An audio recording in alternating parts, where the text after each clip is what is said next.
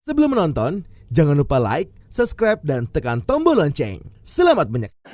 Assalamualaikum warahmatullahi wabarakatuh. Shalom, Om Swastiastu, Namo Buddhaya, Salam Kebajikan. Selamat datang di Press Room Kementerian Komunikasi dan Informatika dalam rangka konferensi pers Progres Pengadaan Aparatur Sipil Negara tahun 2024.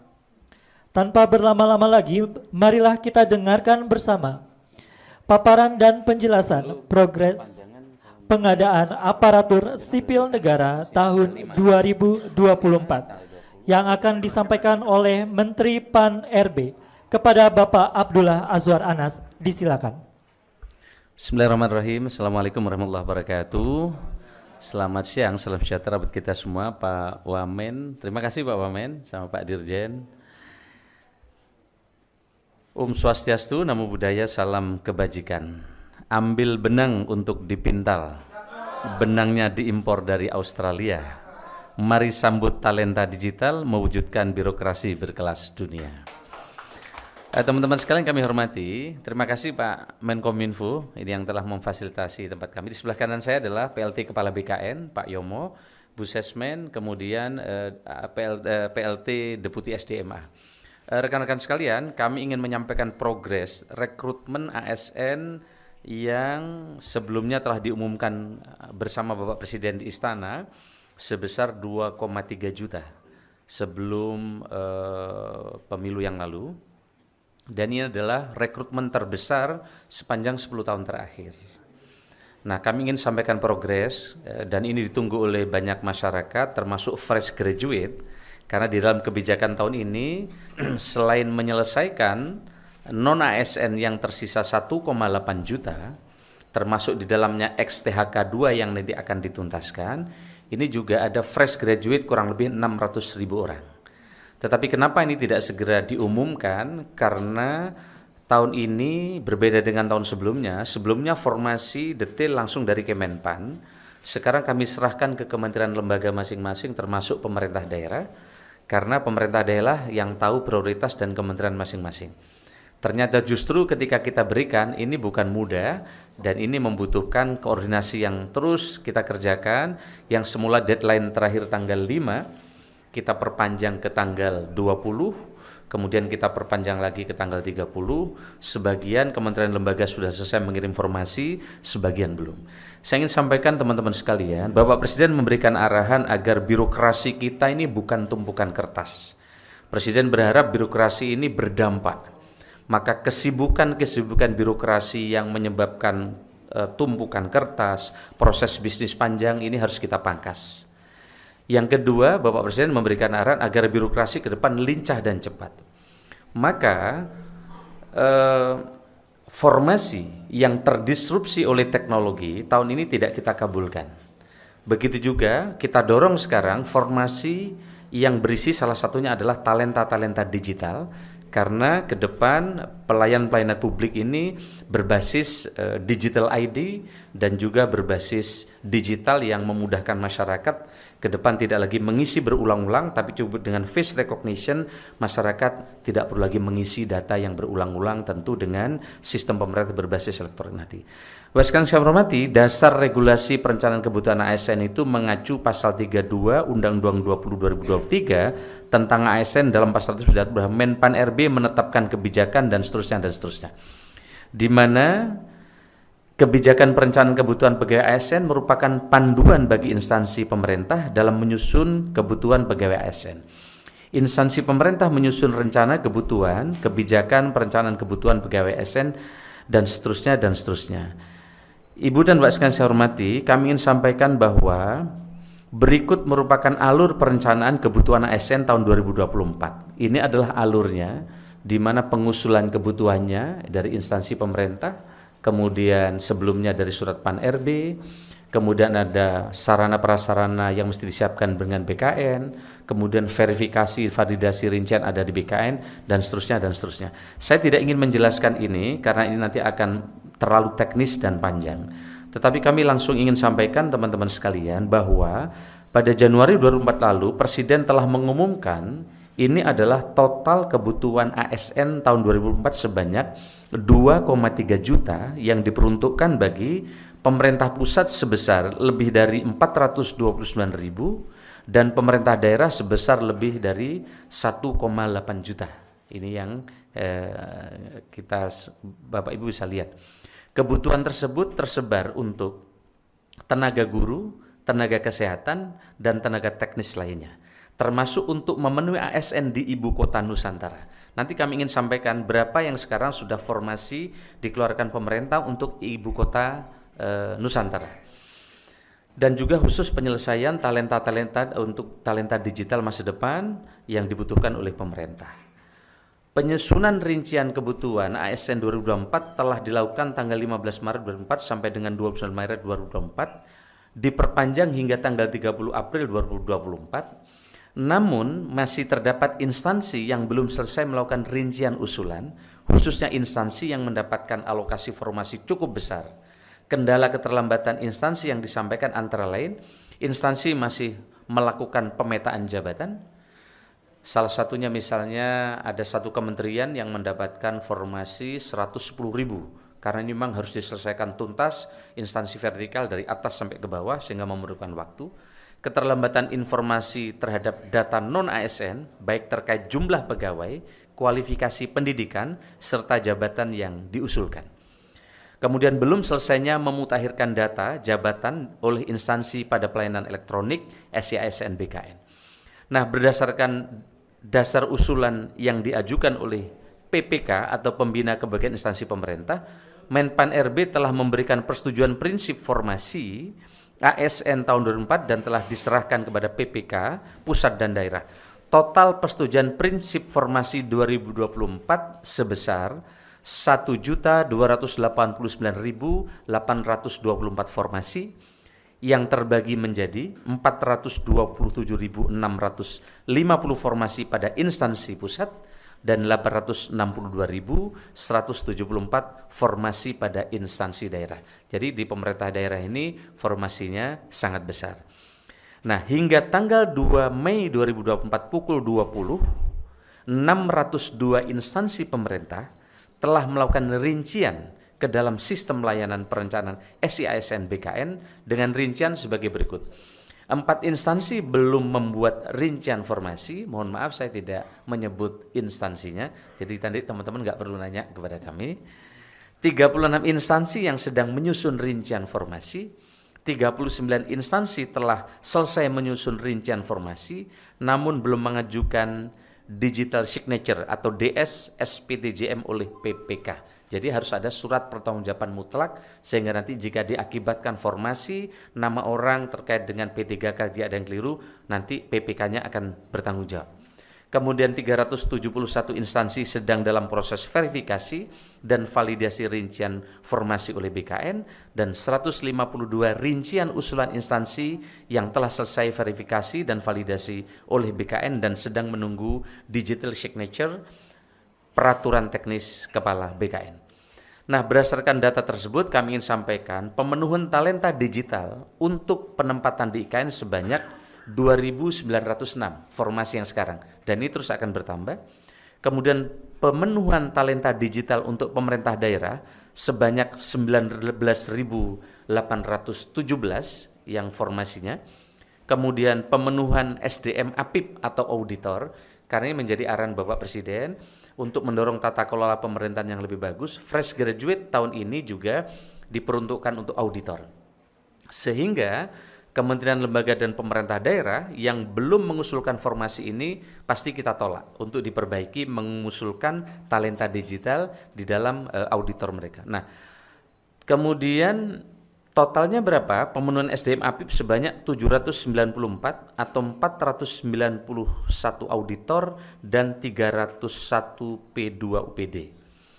Di sisi lain pemenuhan SDM untuk penempatan di IKN sebanyak 71.643 formasinya sampai sekarang ya, yang terdiri dari 14.114 CPNS dan 57.529 P3K. Di samping itu, pemerintah juga membuka jalur penerimaan CPNS pada 8 instansi penyelenggara sekolah kedinasan dengan alokasi sebanyak, yang ini pertama kali kami umumkan pada kesempatan ini teman-teman sekalian, karena dari beberapa hari kemarin kami belum selesai, baru selesai hari ini, dan kami sampaikan di depan publik untuk pertama kalinya untuk formasi sekolah kedinasan. Ada 8 instansi penyelenggara sekolah kedinasan dengan alokasi sebanyak 3.445 formasi yang tersebar pada sekolah kedinasan dengan rincian sebagai berikut. Kementerian Keuangan atau Politeknik Keuangan Negara atau STAN sebanyak 722 formasi. Ini yang ditunggu karena mereka begitu masuk, seleksi ketat, lulusannya mereka langsung jadi PNS. Kementerian Dalam Negeri, Institut Pemerintahan Dalam Negeri sebanyak 721, Badan Intelijen Negara atau BIN, Sekolah Tinggi Intelijen Negara sebanyak 400, Badan Cyber dan Sandi Negara, karena kita sedang mendorong penguatan digitalisasi yang aman, maka Sekolah Tinggi Sandi Negara kita beri formasi tahun ini sebanyak 105, Badan Pusat Statistik atau BPS, yaitu Politeknik Statistik atau STIS sebanyak 355. Kementerian Hukum dan Hak Asasi Manusia atau Politeknik Ilmu Pemasyarakatan dan Politeknik Imigrasi sebanyak 400. Kementerian Perhubungan ada 22 sekolah kedinasan, kita siapkan formasi 622. Dan Badan Meteorologi, Klimatologi dan Geofisika atau BMKG, karena tantangan climate change, global warming ke depan sangat besar, maka Sekolah Tinggi Meteorologi, Klimatologi dan Geofisika kita siapkan SDM unggul untuk masuk di tempat ini, yaitu sebanyak 120 orang untuk sekolah kedinasan ini. Setelah penyerahan persetujuan izin prinsip sekolah kedinasan, pembukaan pendaftaran sekolah kedinasan tahun 2024 direncanakan akan dilaksanakan pada minggu kedua bulan Mei setelah penyelenggaraan sekolah kedinasan berkoordinasi secara teknis dengan BKN. Sedangkan untuk pelaksanaan seleksi CASN 2024 rencananya akan dilaksanakan mulai bulan Juni atau Juli setelah instansi menerima surat keputusan Menteri Pan-RB tentang penetapan kebutuhan formasi atau formasi pegawai ASN. Setelah memperoleh surat keputusan Menpan RB tentang penetapan kebutuhan formasi instansi pemerintah dan berkoordinasi dengan BKN untuk pengumuman lowongan formasi dan persiapan seleksi tahun 2024. Rekan-rekan sekalian saya hormati, terkait kemarin adanya himbauan dari harapan dari Ombudsman agar seleksi CPNS ditunda setelah pilkada. Kami ingin sampaikan teman-teman sekalian bahwa ini adalah keputusan dari Undang-Undang ASN nomor 20 tahun 2023, di mana telah diputuskan bersama Komisi 2 bahwa penyelesaian tenaga non-ASN selambat-lambatnya diselesaikan pada bulan Desember. Sehingga pertama dari sisi regulasi tidak mungkin ini ditunda. Desember 2024, Jadi selambat-lambatnya menurut undang-undang harus diberesin di Desember 2024. Yang ingin kami sampaikan bahwa tidak mungkin ada data baru yang dimasukkan oleh daerah karena telah dikunci di dalam pengumuman oleh Bapak Presiden di Istana Negara yang kami dampingi tadi, bahwa mereka yang bisa diselesaikan di tahun ini adalah yang telah terdaftar atau masuk di dalam database di BKN. Sehingga dengan demikian kekhawatiran adanya data baru yang tumpang tindih dimasukkan karena proses politik di daerah, hemat kami ini menjadi catatan, tapi menurut kami tidak, karena mereka harus tercantum data database BKN. Yang kedua, kami ingin sampaikan sebagai informasi rekan-rekan media, rekrutmen ASN kita saat ini sangat menjunjung tinggi nilai transparansi dan akuntabilitas. Contohnya ini, Ini adalah live score hasil tes di kantor BKN. Jadi ketika putra-putrinya sedang mengerjakan tes di dalam, orang tua, keluarga, sanak saudara langsung bisa melihat hasil nilai tes yang dikerjakan oleh putra-putri kita. Sehingga live score ini menjamin adanya ketepatan, transparansi, dan juga tidak ada lagi joki untuk bisa membantu mereka. Kemarin sempat ditemukan, maka sekarang kita pasang 2 face recognition. Saat daftar kita pasang face recognition, saat mengerjakan soal di komputer masing-masing juga pakai face recognition. Waktu itu ditemukan ada joki. Ternyata waktu masuk pakai face recognition itu, ketika mengerjakan soal mereka ke toilet, yang masuk orangnya beda. Nah, sekarang begitu dengan face recognition ini akan lebih terjaga. Saya kira ini tidak ada lagi istilah titipan. Putranya Pak Kepala BKN saja yang membuat soal berapa kali tes? 2 kali. Juga banyak sekali putra-putra pejabat yang bikin soal juga nggak bisa diterima. Karena memang ini pekerjaan soalnya memang sangat detail dan antara satu kanan kiri juga berbeda. Saya kira ini teman-teman sekalian informasi terkait dengan penyelesaian ASN dan non ASN tahun 2024 yang ditunggu oleh banyak masyarakat. Sebelum tanya jawab saya ingin sampaikan pergi ke kebun petik alpukat. Buahnya ranum masih diikat. Pengadaan ASN kian dekat, bulatkan tekad, satukan niat. Saya kira itu, terima kasih. Assalamualaikum warahmatullahi wabarakatuh. Rekan-rekan ada yang mau ditanyakan? Oke.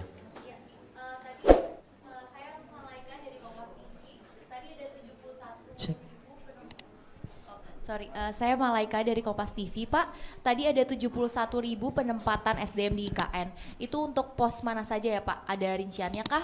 Dan masih soal IKN, kemarin Bapak menyinggung soal tunjangan khusus untuk pionir ASN di IKN dan akan dirapatin dulu sama Presiden. Udah ada update-annya kah, Pak?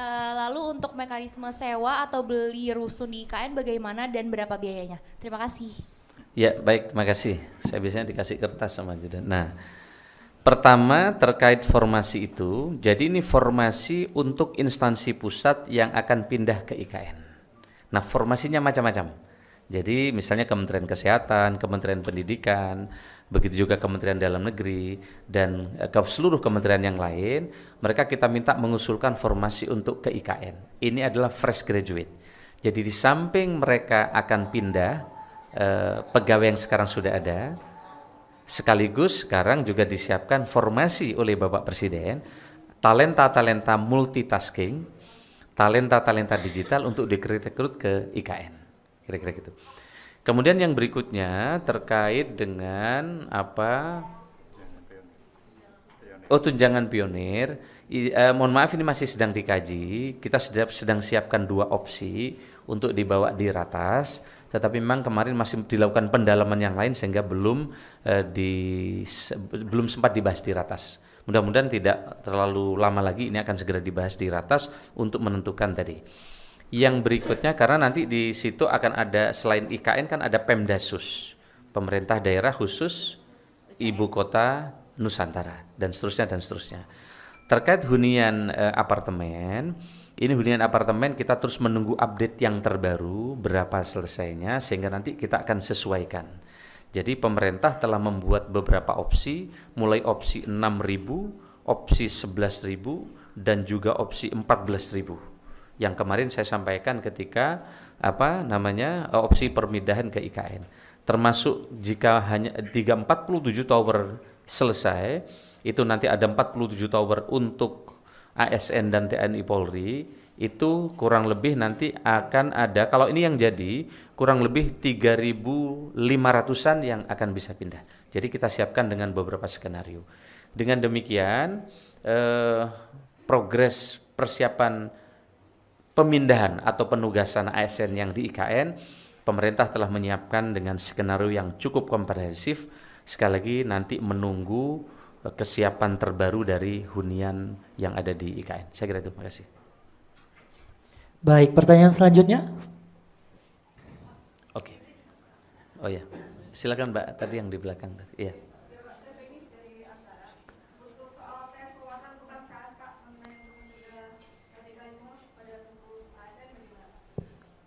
Baik, terima kasih. Saya kira menarik pertanyaannya. Jika sebelumnya itu soal kita hanya 100 ya, soal kita hanya 100. Kemudian banyak sekali usulan supaya untuk mendeteksi adanya calon ASN ini terpapar radikalisme dan lain-lain, maka tahun kemarin dan tahun ini jumlah soal kita 110. Nah, 10 soal itu telah dirumuskan oleh berbagai pakar untuk mendeteksi terkait dengan soal radikalisme. Tapi yang menarik adalah mandat dari Mensesnek kemarin, dari Istana, mana soal ini tidak hanya mampu menseleksi ASN yang pintar saja, tapi bagaimana dia segera adaptif, kemudian mereka juga punya motivasi belajar tinggi, sehingga mereka ke depan bisa lebih tangguh, tetapi juga mereka talenta digitalnya memang kuat di situ. Dan patriotis kira-kira itu. Saya kira itu. Pertanyaan selanjutnya. Ini ada Mbak tadi. Ya. Izin Pak, mau mendalami tadi yang soal tunjangan khusus, kan ada 2 opsi yang akan diserahkan ke Presiden. Boleh dijelasin lagi nggak opsinya tuh apa, dan kira-kira pertimbangan untuk memilih setiap opsinya itu seperti apa? Sama yang soal hunian di IKN, itu udah ada range-nya belum Pak? Tapi kira-kira harganya sekian, untuk eselon berapa, kategorinya juga seperti apa Pak? Terima kasih. Baik, makasih. Kalau saya sampaikan di sini nggak perlu ratas dong. Nah, jadi kita sudah siapkan 4 opsi, nanti kami sampaikan di ratas. Hasilnya aja nanti saya sampaikan kepada. Jadi ada 4 opsi yang kita siapin. Kemarin kita sudah diskusi. Nanti mohon maaf saya sampaikan setelah di ratas, nanti saya sampaikan. Nah, terkait dengan apartemen itu tidak bayar. Ya, apartemen ini disiapkan oleh pemerintah. Yang pindah di tahap awal ini, menurut saya banyak sekali dapat kelebihan. Pertama, apartemennya luasnya 98 meter persegi, view-nya bagus, titiknya strategis. Jadi yang pindah pertama dia akan mendapatkan fasilitas apartemennya bagus, luas, dan lokasinya strategis. Jadi view-nya itu 180 derajat lihat alam. Jadi ASN insya Allah lebih fresh di sana. Apalagi nanti di sana tidak ada lagi mobil yang bukan mobil listrik. Mbaknya punya mobil Mercy pun kalau nggak listrik nggak boleh masuk. Jadi di situ memang sangat segar, dan kemarin Pak Menteri PU lapor kepada Pak Presiden, jalannya itu kalau nggak salah akan ada 9 lajur ya, sehingga cukup besar, sehingga jalur itu selain untuk kegiatan di IKN itu direncanakan oleh Bapak Presiden setiap bulan akan ada festival budaya, sehingga bisa menjadi pertemuan kebudayaan nasional dan internasional di IKN. Dan kemarin progres terbaru dari Pak Mensesnek, di setiap apartemen di bawah segera akan ada sekolah-sekolah sebagai daya dukung bagi putra-putri ASN yang akan pindah. Mulai TK, SD, SMP, SMA yang unggulan yang sedang segera dipersiapkan oleh pemerintah. Saya kira itu. Mendalami terkait permintaan dari Ombudsman. Tadi Bapak sempat menyebut ada recognition dan sebagainya. Kita tahu bahwa Ombudsman menyebut bahwa tidak ingin membuat proses CASN ini kemudian menjadi alat politik. Nah, apakah sudah ada caranya, mengingat memang biasanya kemudian saat kampanye dijadikan janji politik. Bisa nggak sih seorang calon kepala daerah kemudian menjanjikan itu dan sistem bisa mencegah itu nggak? Seperti itu Pak, makasih. Ya. Saya kira Presiden kan sudah mengumumkan di Januari kemarin bahwa akan ada formasi 2,3 juta, udah jelas. Dan akan ada penyelesaian tenaga non ASN itu 1,7 juta. Dan kita juga sudah umumkan bahwa data non ASN yang bisa diselesaikan adalah harus sudah masuk di database BKN. Yang tidak ada di database BKN tidak bisa diselesaikan. Jadi dikunci di situ. Mungkin teman-teman di Ombudsman mungkin sebagian belum mendapatkan informasi ini. Yang kedua adalah seluruh data yang masuk di BKN harus surat pertanggungjawaban mutlak kepala daerah. Memang dulu mungkin ya di daerah-daerah untuk pengangkatan tenaga non ASN ini kadang mereka dijanjikan, tapi sekarang kan udah nggak boleh lagi. Sekarang tidak boleh lagi ada pengangkatan tenaga non ASN. Ya, jika ada pengangkatan tenaga non ASN itu menyalahi undang-undang, menyalahi aturan. Sehingga para kepala daerah yang berjanji akan kampanye, mereka tidak bisa lagi ngangkat, kecuali nanti mereka yang meninggal, yang mengundurkan diri itu bisa diisi, itu pun nanti prosesnya akan sangat ketat. Untuk seleksi CPNS Tidak mungkin, tidak ada celah menurut saya. Karena semua masyarakat sekarang bisa mendaftar dan masyarakat bisa mengontrol siapa yang diterima dan mereka juga langsung bisa tahu hasilnya, hasil tes seleksi. KPK saja tes di tempat kami, begitu juga Akmil, kemudian Kemlu, para diplomat sekarang sangat ketat karena tesnya juga ikut di tempat kami. Begitu juga Kejaksaan Agung, Mahkamah Agung. Yang tahun ini Kejaksaan Agung kita beri formasi cukup besar, yaitu 44.000. Ya, 40 ribuan formasi hari ini kita berikan ke Kejaksaan Agung dengan harapan ke depan jaksa-jaksa yang baik, yang kompeten, yang punya talenta digital akan terpilih. Begitu juga di Mahkamah Agung ya. Di Mahkamah Agung total berapa sekarang? Hakim berapa ya? Hakim mencapai 20 ribuan. Oke. Tahun ini kami ingin umumkan juga teman-teman sekalian, ada formasi untuk hakim. Jadi untuk teman-teman dari yang punya latar belakang yang sama, yang punya keinginan untuk menegakkan hukum di Indonesia, teman-teman bisa melamar untuk menjadi calon hakim yang tahun ini formasinya kurang lebih 20 ribu, jadi sangat besar. Sehingga dengan demikian di daerah-daerah yang selama ini kekurangan hakim akan segera bisa terisi.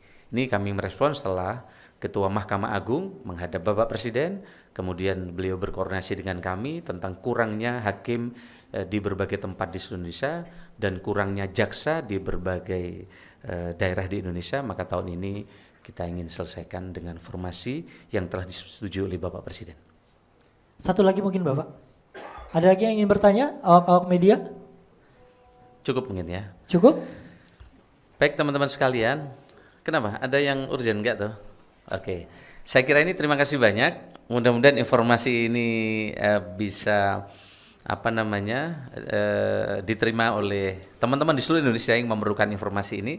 Segera apply sesuai dengan dan siapkan berbagai persyaratan. Nanti buka di akunnya SCISN yang ada di BKN. SCISN yang ada di BKN, dan nanti kami juga akan terus pantau berbagai perkembangan. Pesan kami, jangan percaya kepada siapapun yang menjanjikan akan bisa membantu mengantar diterima menjadi PNS. Ya, sekali lagi pesan kami, jangan percaya kepada siapapun. Putra kepala BKN aja nggak diterima. Padahal beliau yang nyiapkan tim, yang nyiapkan soal. Dan banyak sekali putra-putri para pejabat Indonesia tidak diterima. Kenapa? Karena sistemnya sudah digital, sudah pakai CAT. Ini banyak setelah diterima merasa saya mengurus, akhirnya mereka kemudian tertipu oleh janji-janji itu. Kami kira itu, terima kasih, selamat siang. Santi Namo Buddhaya, Assalamualaikum warahmatullahi wabarakatuh. Terima kasih ini Kominfo yang udah nyiapin, luar biasa. Jangan berakhir ya sesi tanya.